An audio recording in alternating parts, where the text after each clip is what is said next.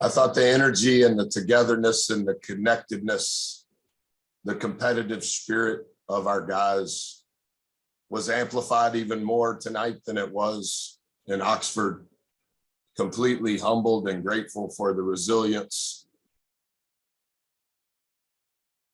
and the competitiveness that our group shows. It's been a lot of fun, and it's very memorable. And what is transpiring in the lives of our guys, I think it's changing their lives for the better. I understand the results, but to have the access that I have and to be able to see how our guys are changing for the better, it's a metamorphosis, not only for our team and our program, but also for each of these kids' lives. And it's really, really fun. And I'm grateful to be a part of it. Coach, I noticed the cameras caught at the last minute or so when some of the guys were subbing out some real big hugs, some emotion. What did this win mean for y'all? I know that quad one win had been pretty elusive. Yeah, I understand Alabama's as talented as any team in the country. They're 10th in offensive rebounding percentage, the fastest team in our league. Obviously, they've been ranked nearly all season long. The utmost respect for Coach Oates and their program. And I understand the quad one as a head coach. I think what's so remarkable about all of it, Travis, is yes, the result of tonight is impressive. But I think if you were to rewind 7 weeks ago and to think that this would be the case, I think that speaks to the character and the fabric of who these guys are and how they were raised and their support staff and sphere of influence growing up. And so, like I said in the opening statement, I know you guys don't listen and that's okay, but those hugs are pure emotion. Those hugs are genuine because, at Kentucky, it's sold out and it's the largest crowd ever. And we're thankful. And then shortly thereafter, we go through a struggle and you see things completely change. But what hasn't changed is the resilience of our group.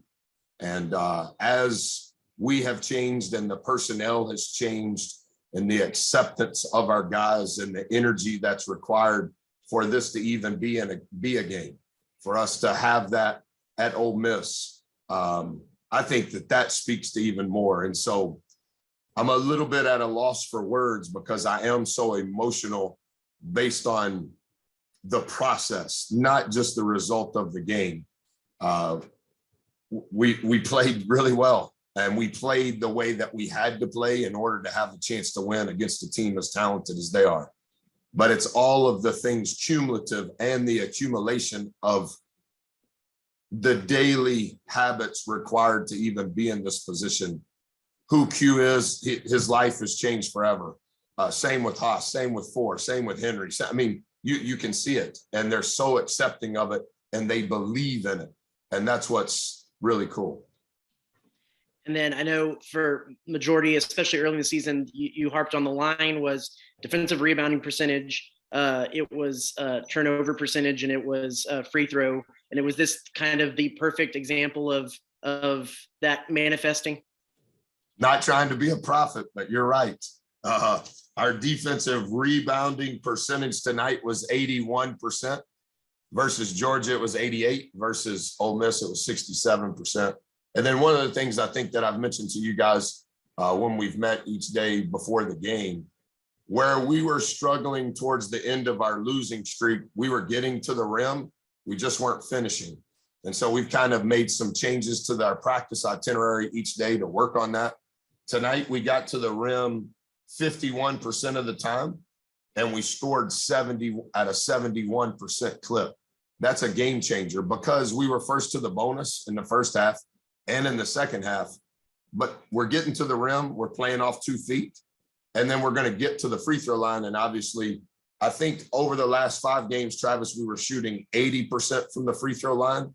And then obviously tonight, who missed one? Oh yeah, Ethan. Yeah, Ethan missed it, right? And H got the offensive rebound.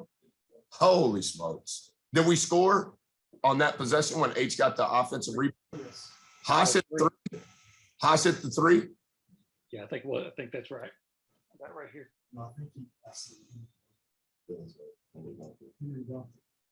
H passed it to Henry and Henry dunked it. That's Henry's shot. Buzz, obviously y'all played well in the first half, but was there anything that would have given you any inclination that y'all are going to be able to come out at halftime and not just play well, but completely control play in the second half? A couple of things on that, Olin. I talked to him today at shoot around and I said, here's what it's going to be. We have to get a shot every possession.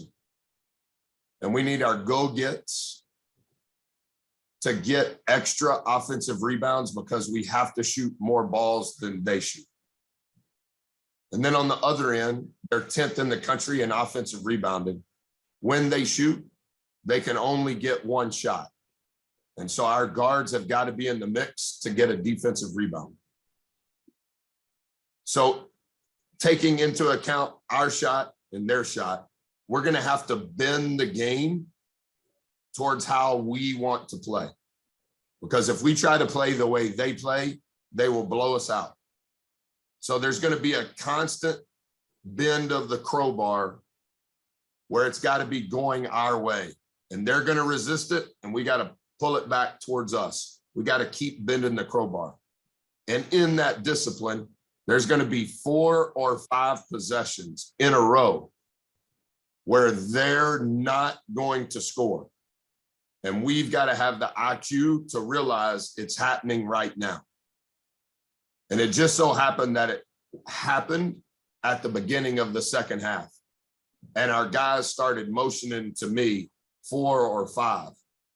And I didn't understand what they were saying on the court. And they were talking about there's going to be that 4 or 5 possession gap. And we've got to take advantage. We won every ATO in the second half. And I don't think that has happened in league play. But I think how we started the second half was a kickstart to that.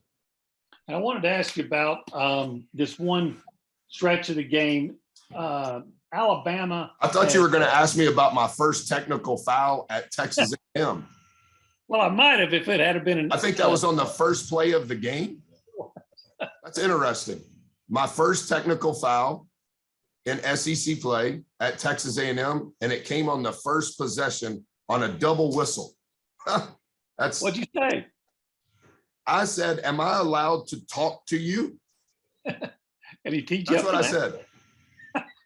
It's so it hurts my feelings. That was my first technical, and that's what I asked. It's criminal. It's criminal on my part. Get more money out of it. You got to get more out of it. It's astonishing. That's my children's college fund. So I think that's all I can say. Okay, but they were about I guess it's about 6-10. They Alabama, even though y'all had controlled the second half, Alabama pulled within 8. But then Tyrese gets a steal and a dunk and a couple of 3-pointers. And in about a minute and 20 seconds, that lead goes back to 16 points. Now, if you just talk about how, if you think about that stretch where y'all went from up 8 to 8, maybe you think you already had it under control. No, I don't ever think that you have it under control when you're on the road in this league with the margin as thin as it was. I think you were talking about it was a live ball turnover by Alabama and Boots got the steal in the middle of the floor. Dunked it. I remember I had almost called the timeout prior to that because I knew it was getting close. We had 3 timeouts. The first half, Q had two fouls and played less than we need him to play. Mo ended up with 2 fouls real quick, one being on the double whistle on the first possession of the game, and then a second one very quickly thereafter. And then Boots had 4 fouls there towards the close of the game. We just don't have the margin where we can absorb a lot of foul trouble. And that stretch, I thought, obviously, we were able to separate a little bit. I thought Boots was obviously Boots, Q, and Henry, but Boots and Q were superb. Got time for a couple more? Coach, do you feel like this is the best game this team has played this year? Yes, sir. Yes, sir. I thought versus Georgia, it was the best we had played. I thought at Ole Miss, we were better than we were versus Georgia. And I do believe there has to be a crescendo to your team if you're wanting to play in postseason. And as I mentioned to our guys, we will have to be better at Alabama than we were at Ole Miss if we're going to have a chance to play after Tampa. And I just told our guys in the locker room, we can't assume anything. We're currently not in postseason. This was a huge step, but we still have work to do.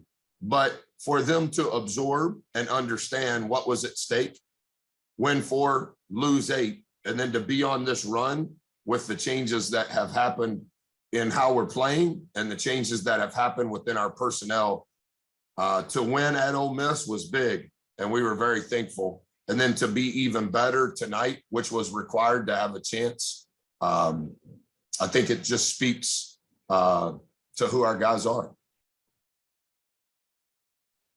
Thank you. Guys.